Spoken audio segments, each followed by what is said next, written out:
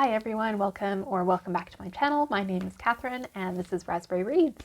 I'm on the floor today because I'm trying desperately to chase the lighting in the room because winter, you know. But yeah, so I'm here today to do a tag video. So thank you, Nikki, over at My Messy Bookshelf for tagging me in this video.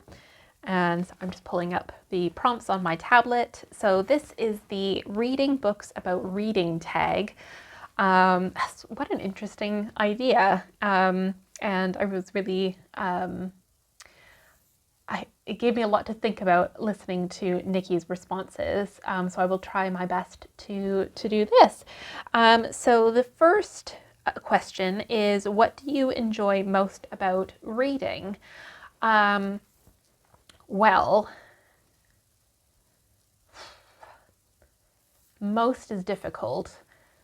It's a tie between escapism and learning new things, because although I read a lot of fiction, and that would predominantly be escapism, I do also enjoy learning or appreciating new writing styles, new perspectives, different characters, like if we're thinking especially historical fiction. So yeah, a combination of those two things. What is the greatest benefit you get from reading? Okay, you can see I'm doing this off the cuff. So let's say the answer to the first question is escapism. The answer to the second question is the greatest benefit would be learning new things. I love to read, to learn new things, expand my horizons, and appreciate different perspectives, because I think that, for me anyways, gives me the most value out of life. Prompt number 3, is there any other activity which gives you satisfaction similar to reading? Yeah, I have quite a few hobbies. So I would say in terms of the satisfaction, I really enjoy gardening. There's a lot of satisfaction in nurturing things, watching them grow, allowing other people and animals or birds to enjoy the garden. And also, I guess, baking. So I bake a lot. And again, it's all about creating something and then giving it to other people to enjoy. So yeah, those give me sort of the same satisfaction levels, I would say.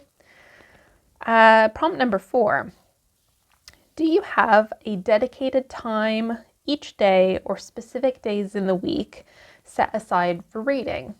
No, absolutely not. I read whenever I get the chance. And I think that is actually a really good tip. If you are wanting to read more, the way that it works for me is I don't just set aside a set amount of time for reading, because you might not be in the right headspace at that point.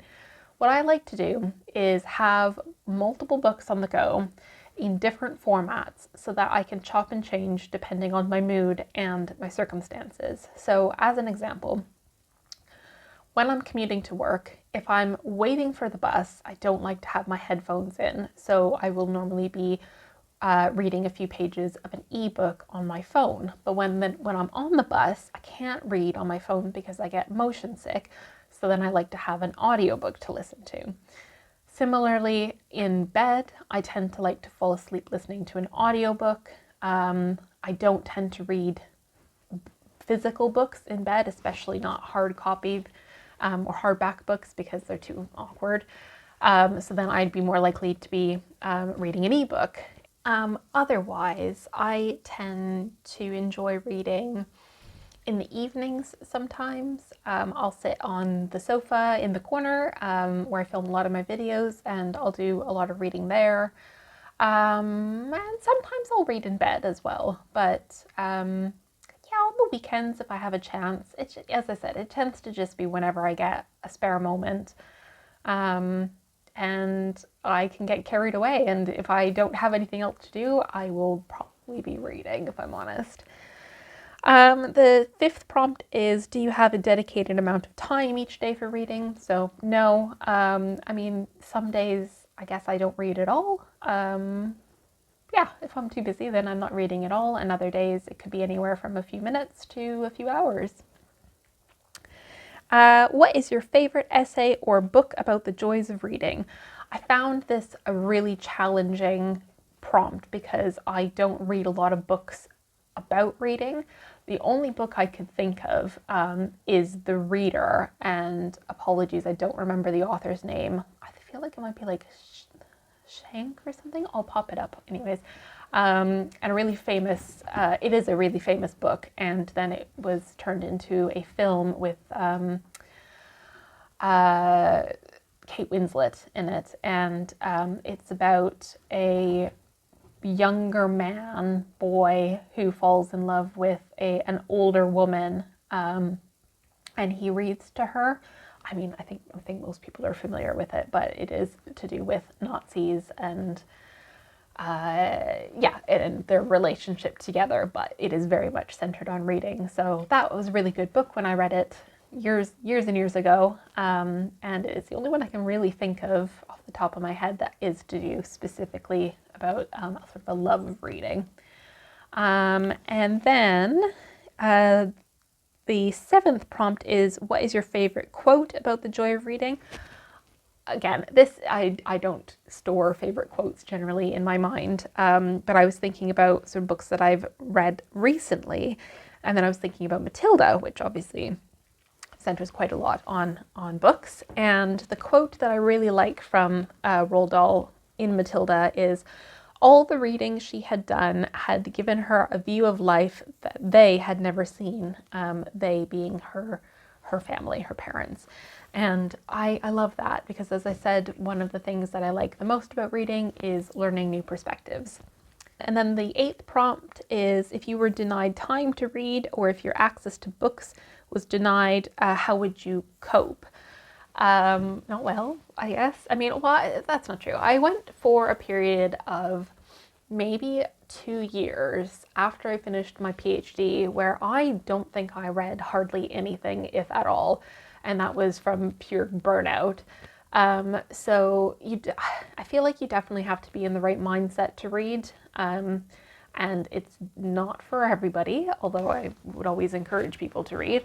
But yeah, for myself, I think I could cope for a while not reading. I mean, right now I'm reading a fair amount, but yeah, that's not to say that this pace will continue forever. It might increase, it might decrease, it might pause. Because at the end of the day, reading is for fun, and if you're not having fun, then you shouldn't really be doing it. So I'd like to hope that if I wasn't able to access them, it would be for a good reason, and that maybe I should be focusing on other things at that point. The last thing is to just tag some other people. So I would like to tag Daniela at Uncommon Reader, because I think given the title of her channel name, she might have some interesting things to say about this. And Ellen at Ellen Made Book Club. I'd like to hear your thoughts as well if you feel like responding to this tag. So thank you again, Nikki, for tagging me in this video, and apologies I didn't say who the tag was created by. It was created by Robert G. Reader of Books. So yeah, that's just a really short and sweet video for you today, and I hope you're all doing really well, and I'll see you soon.